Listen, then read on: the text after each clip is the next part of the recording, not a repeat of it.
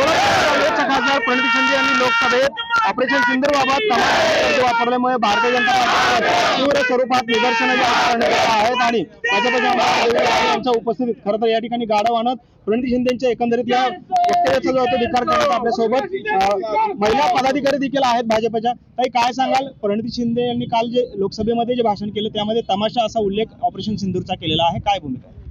मी सर्वप्रथम देवेंद्र दादांप्रमाणे तमाम सोलापूर वासियांकडून सर्व भारतवासियांना आणि भारतीय सेनेला सर्वप्रथम माफी मागू इच्छित आहे, कारण की हा अपमान तमाशा शब्दांनी सेनेचा तर झालेलाच आहे, पण त्या महिलेचा ज्यांनी आपल्या घरातील व्यक्ती गमावला होता आणि त्याचं प्रत्युत्तर अतिशय हिमतीने आपल्या या सेनेने दिलं होतं, या सर्वांचा अपमान झाल्याने आम्ही सोलापूरवासीय प्रथम तर माफी मागत आहोत.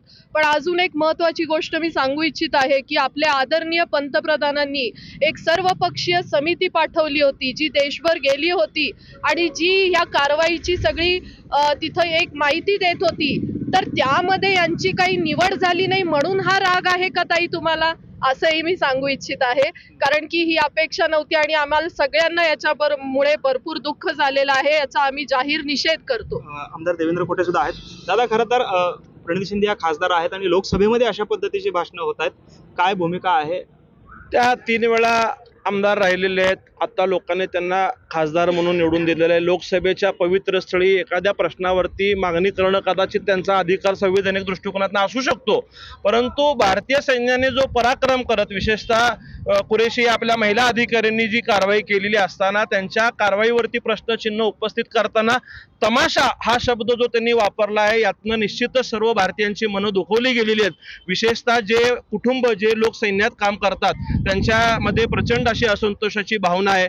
आणि प्रणिती शिंदे आपण मागच्या वर्षभरापासून पाहतो की स्टंट लेडी झालेली आहे. कुठल्याही गोष्टीचं पंतप्रधानांवरती टीका करणं, मुख्यमंत्र्यांवरती टीका करणं, केवळ राहुल गांधींसमोर स्वतःचं लक्ष जावं, त्यांच्या समोर चमकोगिरी करण्यासाठी प्रणिती शिंदे असे बेताल वक्तव्य करत असतात.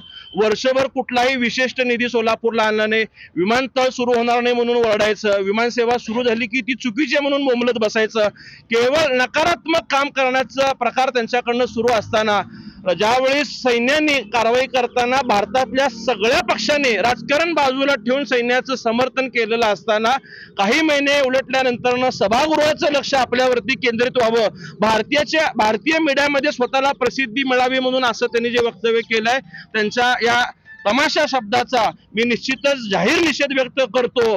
तुम्हाला भारतीय महिला ज्यांच्या पती शहीद झालेत त्यांच्या कपाळावरचं कुंकू पुसलं गेलेलं आहे, अनेक जवानांना वीरमरण येतं, त्यांच्या परिवारातल्या महिलांच्या कपाळावरचं सिंदूर पुसले गेलेलं आहे, तरी तुम्हाला त्या सिंदूरचं महत्व कधीही कळलेलं नाही आणि कधीही कळणार नाही. त्यामुळेच तुमच्याकडनं बेजबाबदार गाढवापेक्षा पुढच्या अकलीचे वक्तव्य तुमच्याकडनं होतात. स्वतःला आवरा. तुमच्या वडिलांनी सुद्धा हिंदूंना भगवा दहशतवाद म्हणून डिवचलं, अतिरेक्यांना अफजल गुरु किंवा कसाबजी म्हणून समर्थन केलं, त्यांचा परिणाम त्यांना राजकीय दृष्टी भोगावा लागला आणि त्यांनी त्याची नंतर जाहीर पश्चाताप व्यक्त केली की चूक झाली, त्या गोष्टी मी बोलायला नको होतं, हे आपल्या वडिलांनी मान्य केलं, परंतु तो समजूतदारपणा अजूनही तुमच्यामध्ये आलेला नाहीये. तुम्ही राष्ट्राभिमानी राहा, तुम्ही देशावर प्रेम करा, तुम्ही भारत मातेवरती प्रेम करा, तुम्ही भारतीय सैन्यांची माफी मागावी अशी संपूर्ण भारतीय लोकांची इच्छा आहे, परंतु तुम्ही मागणार नाही याची खात्री सोलापूरकरांना असल्यामुळं आम्ही सर्व सोलापूरकर भारतीय सैन्याची आणि भारत राष्ट्रातील प्रत्येक राष्ट्राभिमानी जनतेची माफी मागतो की सोलापूरमधनं मिळालेले दुर्दैवी खासदार आहे ज्यांच्या अशा वक्तव्यामुळे सोलापूरची मान शर्मेने खाली गेलेली आहे. मी प्रणिती शिंदेचा पुन्हा एकदा जाहीर निषेध करतो. ताई, तुम्ही खरं तर माजी महापौर राहिलेले सोलापूरच्या आणि तुमच्याच खासदारांनी जे आहे त्या ठिकाणी अशा पद्धतीची विधानं केलेली आहे, काय वाटतं? प्रणिती शिंदे आमदार 3 वेळा झाला, आता खासदार म्हणून या ठिकाणी निवडून आलेला आहे, असं वक्तव्य चुकीचं केलेलं आहे आणि बोलताना भान ठेवून त्यांनी बोलायला पाहिजे होतं. असं भारतीय सैन्याचा अपमान केल्याबद्दल मी जाहीर निषेध करते आणि सर्व भारतीय सैन्याचं माफी मागते. खरं तर युवकचे पदाधिकारी सुद्धा आहेत, काय वाटतंय? खरं तर युवा खासदार आहेत, खूप अपेक्षा आहेत, मात्र अशा पद्धतीचे विधान झाले त्यांच्याकडून. प्रथमतः मी भारतीय जनता पार्टीचा कार्यकर्ता जरी असलो तरी मी एक भारतीय सैन्याचा मुलगा आहे, भारतीय सैनिकाचा मुलगा आहे. मी या गोष्टीमुळे मला इतका म्हणजे संतापानावर झालेला आहे की मी त्यांना सांगू इच्छितो की यांचा इतिहास बघा.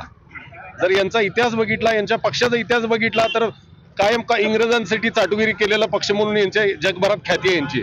दुसरी गोष्ट यांच्या वडिलांचं बघा, यांच्या वडिलांचं स्टेटमेंट बघा, हाफिज सईद साहब हे वक्तव्य त्यांच्या वडिलांनी केलेलं आहे.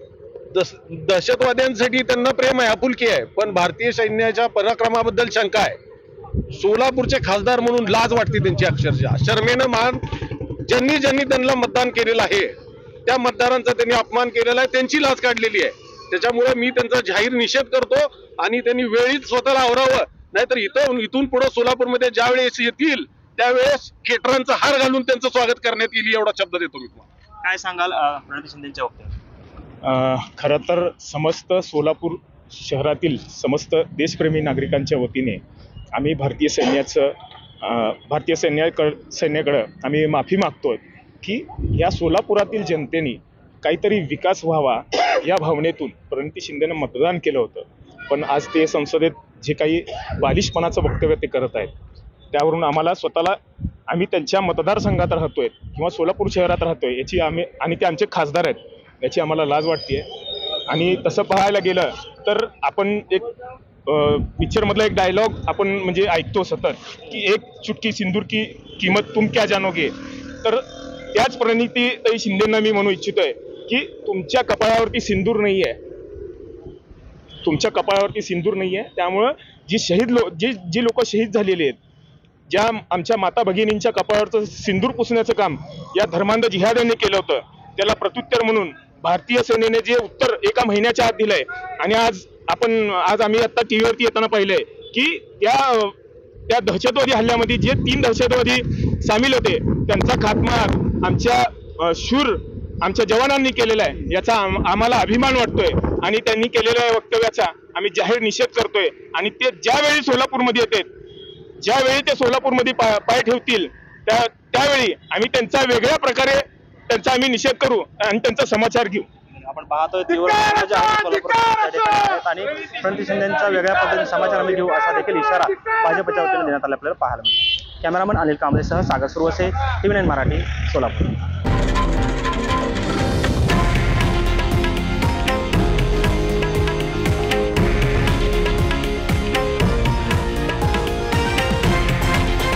हे आहे देशातील नंबर 1 न्यूज नेटवर्क आणि आपण पाहत आहात TV9 मराठी, एकमेव.